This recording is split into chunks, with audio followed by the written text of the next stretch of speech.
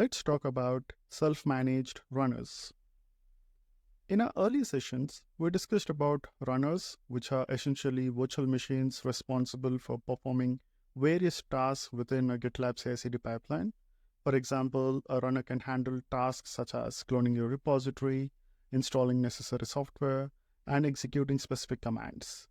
We have also discussed about the SaaS runners, which are hosted and managed by GitLab. These runners are fully integrated with gitlab.com and are enabled by default for all projects with no configuration required. Each GitLab hosted runner is essentially a fresh virtual machine that GitLab hosts for you. So you have the options to choose from different operating systems like Linux, Windows, Mac OS, and GPU-enabled SaaS runners. So what are self-managed runners? So self-managed runners are machines that you deploy and manage yourself. This gives you more control over the hardware, operating system, and the software tools that your workflow runs on. Self-managed runners can be run on any operating system, including custom OS as well. So here are some reasons why you might choose to use the self-hosted runners or the self-managed runners. So the first one is about customizable environment. You can set up your runner with the specific software and resources needed for your projects, giving you complete control over the execution environment. This can be useful for running jobs that require specific tools or libraries, or that cannot be run on shared runners due to security restrictions. In some organizations, strict security and compliance policies may prevent the use of GitLab hosted runners for certain workflows. So self-managed runners can be set up in a controlled environment, preventing conflicts and potential security vulnerabilities that could arise from sharing resources with other projects. Depending on the demand for GitLab hosted runners in your organization, there might be wait times for available runners. So self-managed runners eliminates this wait time as they are dedicated to your projects. You can scale your self-managed runner pool based on your project needs. This can be particularly useful if you have many concurrent workflows or if you need to run multiple workflows in parallel. Finally, self-managed runners can be placed in specific geographic locations to reduce latency for your CI/CD workflows, especially if you have a global user base or need to comply with data residency regulations. So in summary, while GitLab hosted runners are convenient and suitable for many use cases, self-managed runners provide more control, flexibility, and customization options. So the next step is to understand how to configure the runners in the context of GitLab CI/CD. GitLab runners or the GitLab self-managed runners can be of three types. So you can add them as shared runners, which are available to all groups and projects within a GitLab instance. This could be group runners, which are available to all projects and subgroups in a group. And finally, at the project level. So you can also add project runners, which are associated with specific projects. Typically, project runners are used by one project at a time, but we can also override this configuration as well. To set up a self-managed runner as a project runner, you can navigate to the desired project or repository's CI/CD settings. There you will find an option to disable the shared runner for the project and also to create new project level runners under the runners section. During the setup, you'll have the opportunity to select the operating system of the machine where you will install the runner, add tags, and configure additional settings. You can use tags to control the jobs a runner can run. You can also check the run untagged jobs box if you don't want to restrict this runner to specific jobs based on tags. You can click Create Runner to generate a registration token to register the runner with GitLab. Along with the token, the GitLab UI also provides steps to install the GitLab Runner application for the selected environments and architectures. When setting up a runner for the first time on an operating system, it is essential to install the GitLab runner application prior to registering the runner. So what are the steps required? So we first download the binary for your system using the curl command. We give it permissions to execute using chmod. We create a GitLab runner user and also select a home directory. And finally, we install and run the runner as a service. Now that the GitLab runner application is installed, the next step is to register the runner. During the registration process, you will be prompted to provide some details. So after you enter the GitLab runner register command, the first thing it's going to ask for your GitLab instance URL. So this ensures that the runner connects to the correct GitLab instance. And then it's going to ask you for a name. So this is the name of the runner, which is going to help you easily identify it within your CI/CD infrastructure. And then you can also select the type of the executor which you want to use for this runner. This determines how jobs will be executed, such as using a shell or a Docker executor.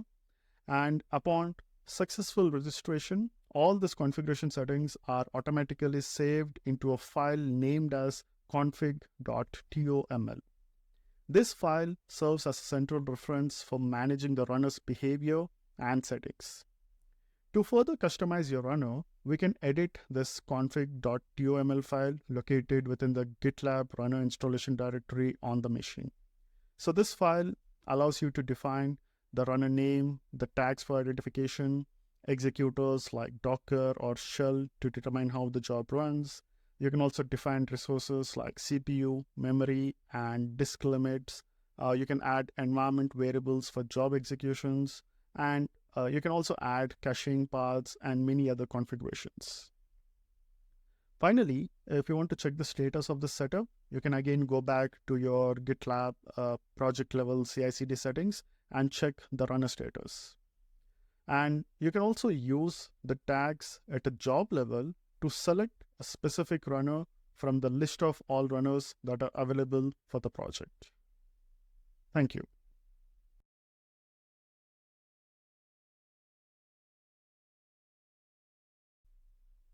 Let's go ahead and install a self-managed runner on a Linux machine using the shell executor. So I'll be making use of a different project. So I'll be making use of a project named as runner demo. So let me quickly clone this or create a new project based on this.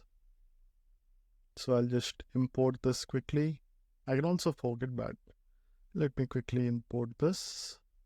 So I'll just do this in my group, which is the demos group, which I've been using in all the demos. I'll go with the same project slug, which is runner-demo, make this public, and create a project. So this is again the same Node.js based application. The only difference is I only have a single job, within the pipeline configuration. And it is about the unit testing job, which is going to run in the test stage. It's going to make use of the cache, and it's going to make use of the npm install and the test command.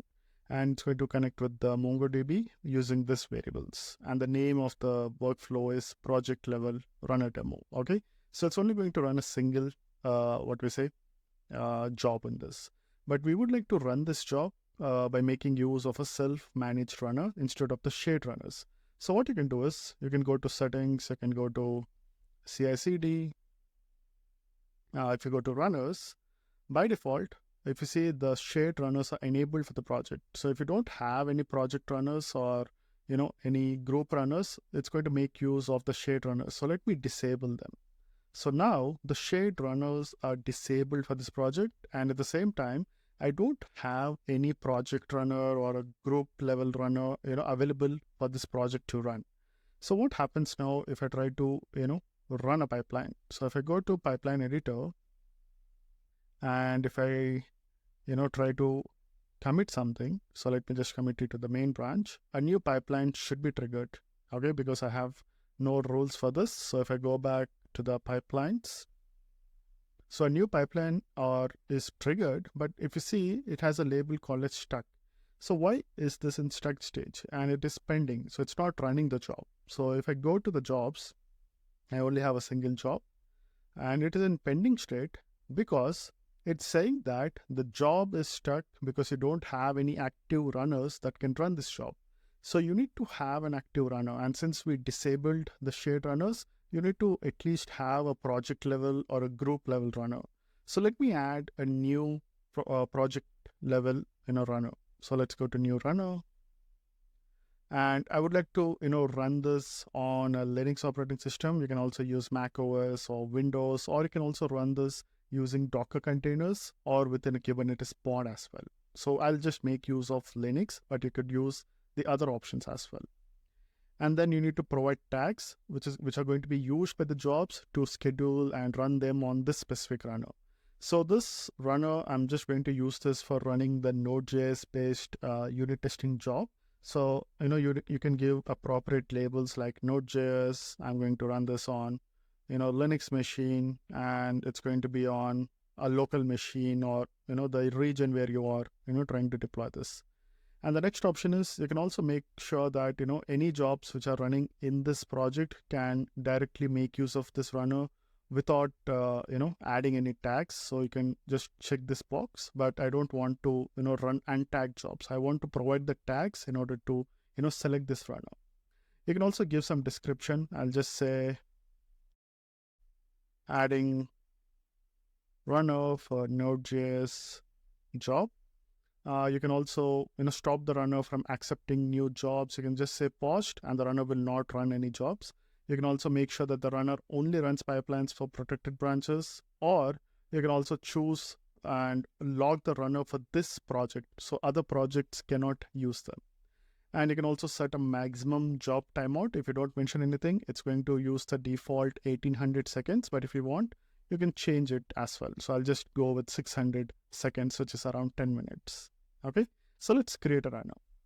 So this is just like adding the configuration. The next step is you need to install the runner on your machine. So I am making use of Linux virtual machine provided by CodeCloud itself. And if I try to run GitLab runner, it's going to say command not found because I have not installed this on my machine. Okay, and mind you, this is a Ubuntu based virtual machine. So how do I install this? So again, if I go back here, so before you register the runner, you can also install this. So installing, again, if you click on this, it's going to give you a documentation where you can select the environment, and based on the environment, it's going to give you a set of commands which can be used for downloading and installing the GitLab runner on your machine. You can also select the architecture. Based on the architecture, the commands might differ. Okay, so let me just go with AMD 64. So let me copy all these commands and try to explain them. So it's going to first download the GitLab runner and put it in the user local bin directory, and it's done using the curl command. Then we are giving it permissions to execute using the chmod. Then we are going to create a GitLab runner user using the sudo user add, and we'll be creating a home directory which will be gitlab-runner, and then the GitLab runner will be installed as a service, and the working directory of this runner would be /home/GitLab runner.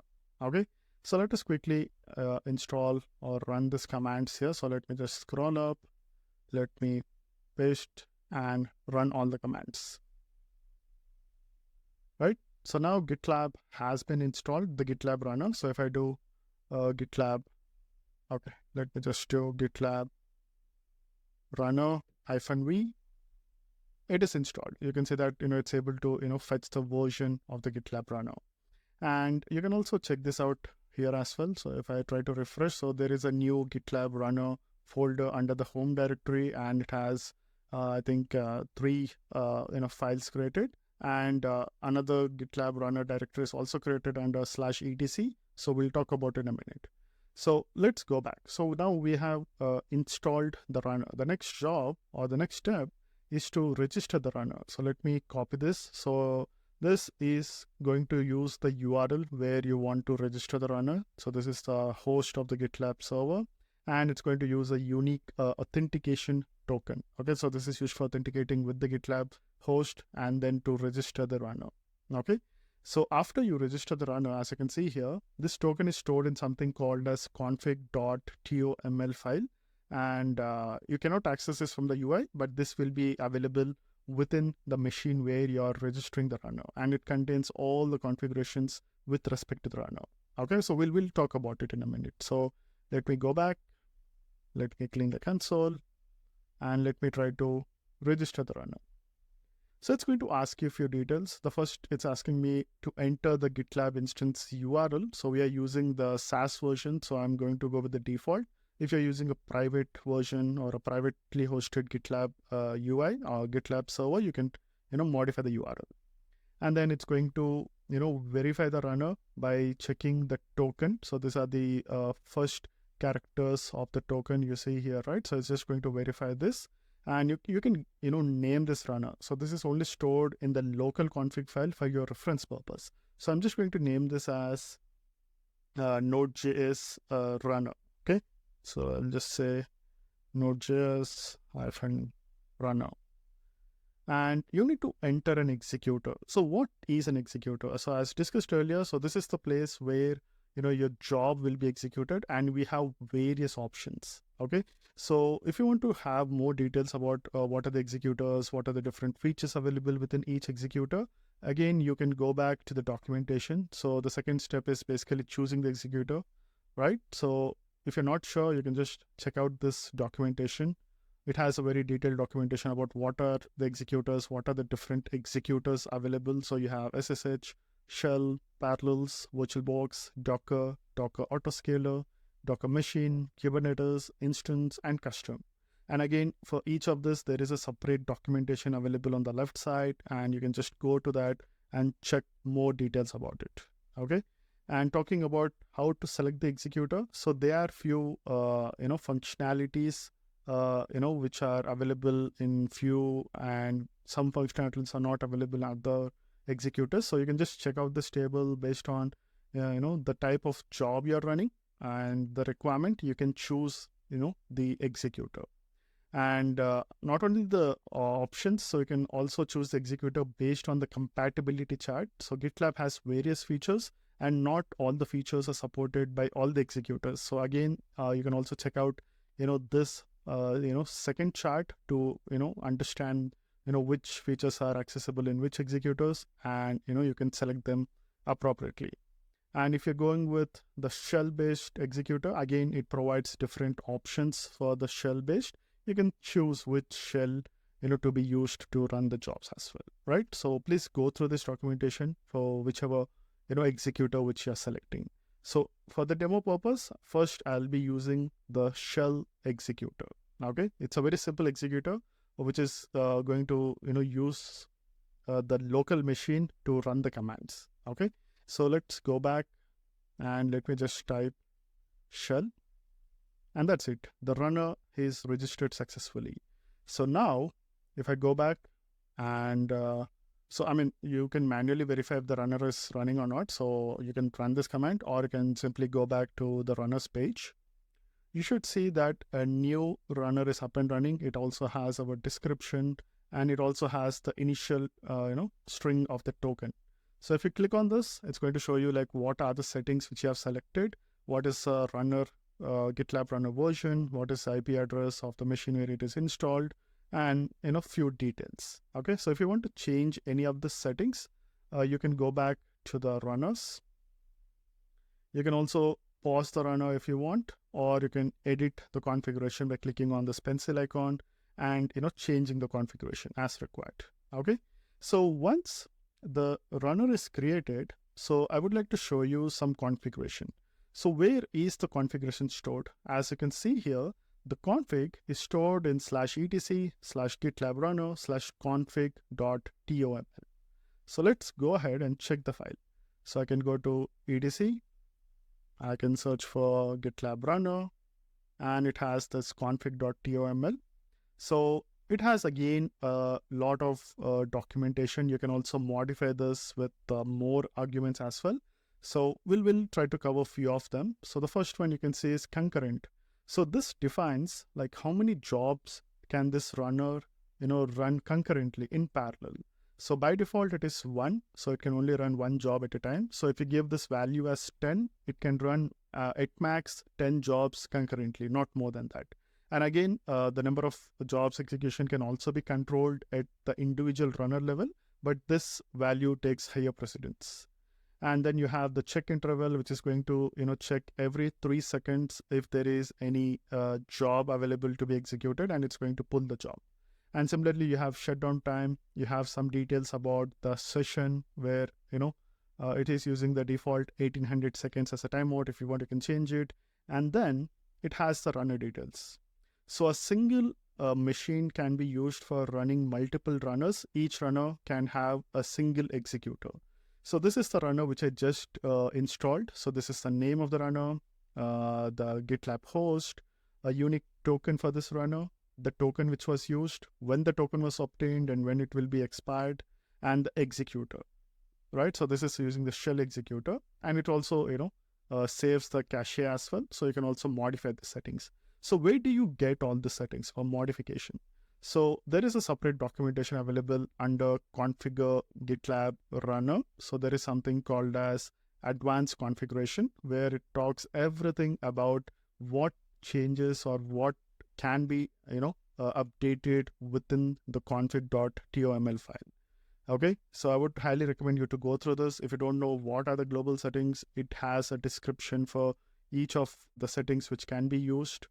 It talks about how you can modify the log formats, how you can add the check interval to efficiently pull the jobs and execute them, and it also has details about the session server and the runners also. So for each runner, you can have different configuration added. So if you see, there are different runner options here like Docker, the shell runners, executors. So you can just check the documentation here and modify your configuration as and when required. Okay. Apart from that, it again talks about the different executors and where the job is going to be run. So we are using the shell one, which is a local shell, and the default executor. If you even don't select anything, it's going to use the shell executor. Okay. So that's about the configuration. So in the next session, we will start running the jobs, on this runner machine, because as of now, the jobs cannot be executed. So let me just cancel this pending job. So in the next session, we'll try to, configure the job to run on this self-managed runner. Okay. So before I go there, let me just check one last command here. So you can also check how many runners are running on this machine. So you can simply say GitLab runner, and you can say list. So as of now, it is running only a single runner, which is the Node.js runner. Okay. So that's all for now. Thank you.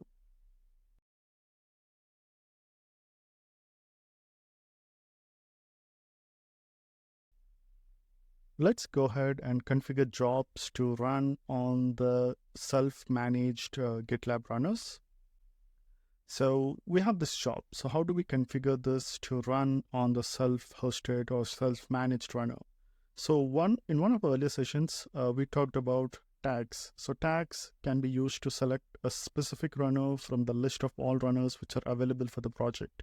So you just have to give the tags which you are provided, during the runner installation, right? So let's go and add some tags. So I don't remember the tags which I provided for our runner. So let me quickly check them out. So if I go to runners, so I would like to run this on this, project runner, which has this tags, Linux, local, Node.js.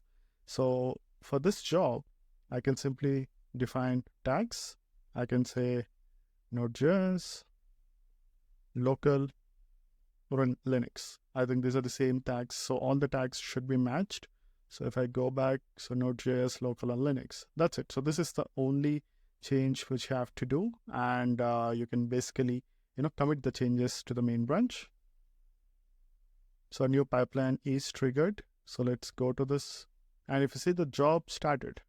And as soon as it's got started, it just got failed in 2 seconds. So before, we analyze the failure, so let's try to understand what happened here. So the first thing is, if you see line 1, it is saying running with GitLab runner. It's going to show you the version of the GitLab runner which we installed in the previous session. It's going to give you the name of the runner. So this is the name which we gave a runner when we installed it on the virtual machine. It's also going to show you the token, the initial strings of the token. Okay. And then it's saying it's preparing the shell executor, because this runner, it's installed or it's configured to use the shell executor. So it's using the shell executor, and within the shell executor, it's using the bash prompt. Okay. So the next thing is it's saying preparing environment running on IAC server. The reason why it's saying is IAC server is, so the virtual machine which I'm currently using, so this is part of Terraform virtual machine. So it's saying IAC, infrastructure as code. Okay. So the name of this machine is IAC. Okay. So that's about it. And if I go back to the virtual machine, so let me minimize the /etc. If I go to the runner, so I don't have anything over here, right? So the reason is currently this failed, and it is saying that the job failed in the prepare environment with exit status 1. So in order to resolve this, you can get more information in this documentation. So let's go and check why this is failing. So let's see the documentation. So this is going to fail for certain executors which are like shell-based executors. And, as you can see here, it says that if a job fails on the prepare environment stage, it is likely that something in the shell profile is causing the failure. And a common failure is if there is a bash_logout file, it tries to clear the console. Okay. So what we can do here is, if we have this file and if we have this if condition with this context within the file, we have to comment it out and then restart the pipeline. Okay, so that is going to resolve our issue. And to do this, let's check if we have this bash logout within our GitLab directory. If I go back to the virtual machine and if I go to home, where is this home? So this is the runner system ID which also gets generated, and this is within the /etc GitLab runner, the runner system ID. Even this ID is visible within the logs. You can see the system ID is visible here. Okay, so just for reference purpose, I'm highlighting it out. So I'm just searching for the bash logout. So where can I find it? So if I go to I have to scroll a lot. So if I go to home, I have a GitLab runner, and here I have a bash logout. And if you see, I do have this if condition. So let me just comment it out, save this file, and then I can restart the job. So to restart the job, I can simply click on this retry button. That's going to rerun the job using the same pipeline configuration. And let's just give it a few seconds. It should be quicker. And as you can see here, so let me minimize all the steps and try to explain you. So this time it took 3 seconds, but it again failed. So let's try to understand what happened. So again, the job is running on my local Node.js runner, and it is the same system ID. It is using the shell executor. It is preparing the environment. It's running on the IAC server. So this is the name of my virtual machine. And it is trying to get the source from the Git repository. It's going to, do the checkout. If there are any caches, it's going to download the cache, but there are no caches available. So instead of a local version cache will be extracted, but as of now, there are no caches available because we have not yet run this. And then what is the next step? So next step is it's going to try and install the npm dependencies using the npm install command, but npm is not installed. So ideally speaking, we can also install npm in the job itself, but we don't want to do that.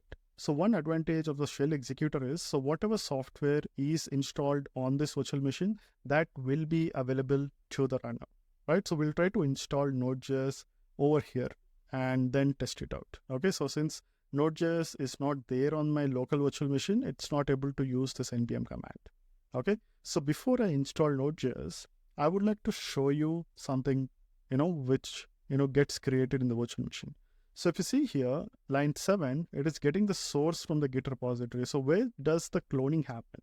So it's going to clone this on your machine. So if you see the path, it is /home/GitLab runner, and it's going to create a new folder build.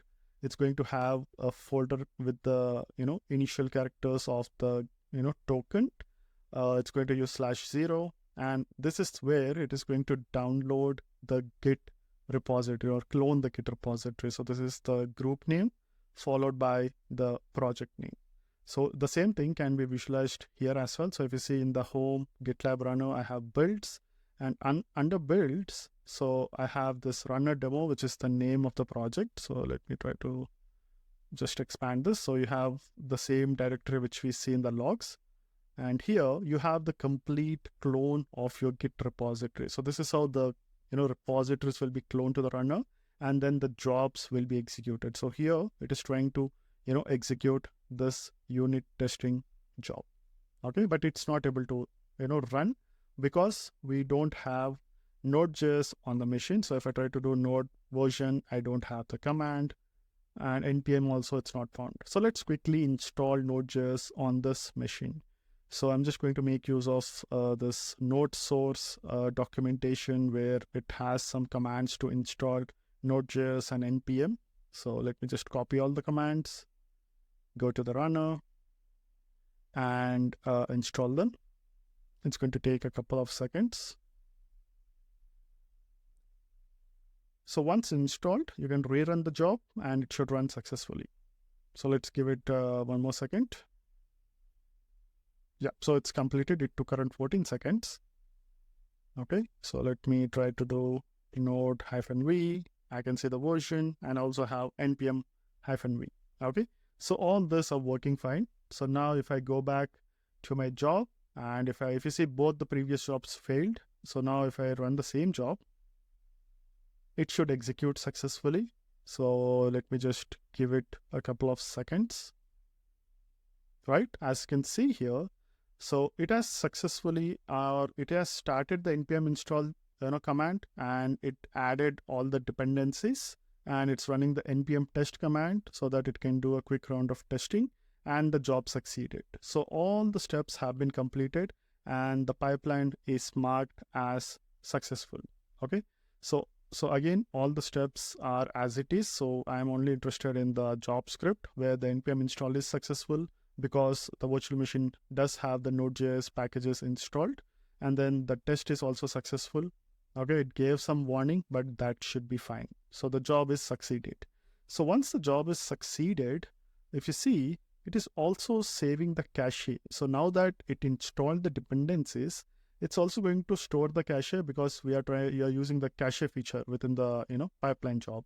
So where is it stored? So since we have not provided any URL, the cache will not be uploaded. So you can also upload the cache to any cloud server, or if you want, you can use min.io for storing the cache, or storing anything with respect to GitLab. So now, since we didn't give any URL, the cache will be stored on the local machine. So where is it stored? So to see where the cache got stored, again I can go back here, and if I try to refresh the runner, so let me refresh the runner. So now there is a new folder called as cache. So if I open this cache, it is going to contain the zip file, or it's going to contain the name of the cache key, which is starting with node modules hyphen the hash of the package.log JSON file. So if you remember, if this is the cache policy, and if you see, the key is using the prefix as node modules, and the hash of the package log JSON. So that is how the key is formed, and within this key we have this cache zip. So if you open this cache zip, it contains the node modules. So you can also quickly check this out if you are interested to see what gets cached here. So since we have access to the virtual machine, I can quickly do /home gitlab runner. I think I can get the relative path instead of trying to search it over here, right? So if I go here, so it has a cache.unzip. So let me try to unzip this. I can use the unzip command. I can just say cache zip. And if you see, all the files which are available in the node directory are unzipped here. So if I do ls, I should see cache zip and the node module. So this is the folder which we wanted to cache, right? So if you see the path, right? So everything in this path is cached successfully. So the next time when we try to run this job, it's going to make use of the cache. Okay, so now if you see restoring cache, uh, so it's saying that it's using the local version of the cache, right? So if you see here, this took around 13 seconds to complete the execution script stage, and it was adding the dependencies, right? So now it should not say adding, it should say up to date. So let me restart this job. This should complete quicker now, because it's going to make use of the cache which is available, right? So you can see here the npm command, it's just saying up to date, and the reason is it made use of the cache which was cached in the previous execution. Okay, so that's how the caching is going to work, and it's going to be saved in the default /cache folder. So if you want to cache this in a different folder, you have to make changes to the config.toml file, which is available within the /etc/gitlab directory.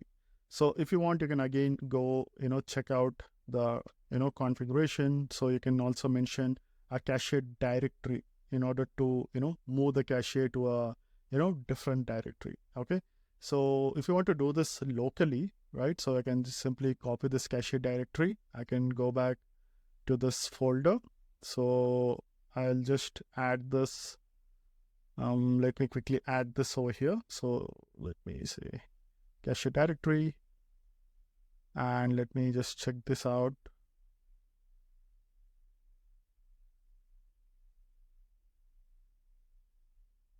So let me go to the next option. So I mean, you can define cache, you can disable cache. So it basically depends on the different executors. Okay, so I think I'll just use cache directory equals. Okay, so let me just go back.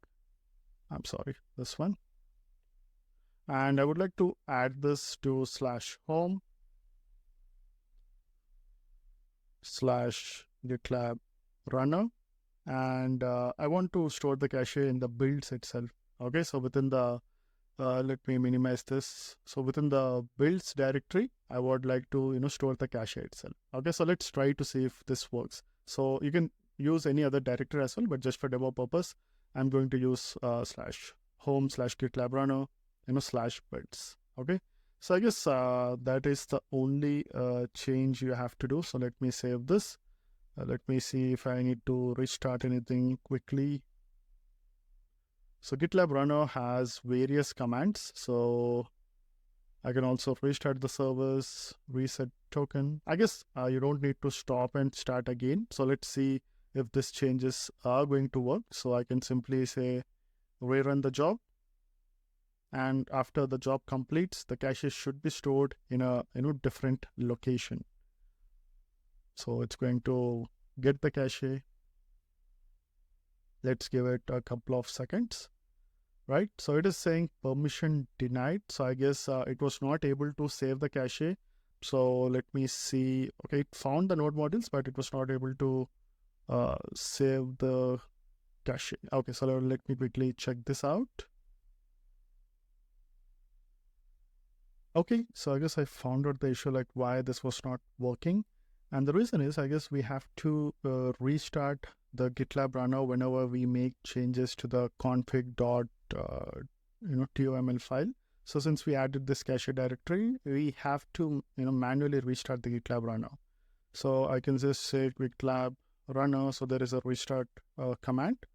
So it's going to restart. So once it is restart, so now when I run the job, it should create a new folder under the build, and it should have the cache over here.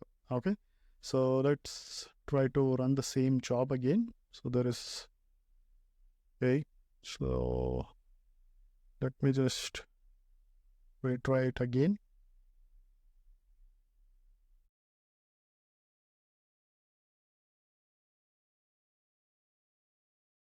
So let me retry this job instead of doing that again.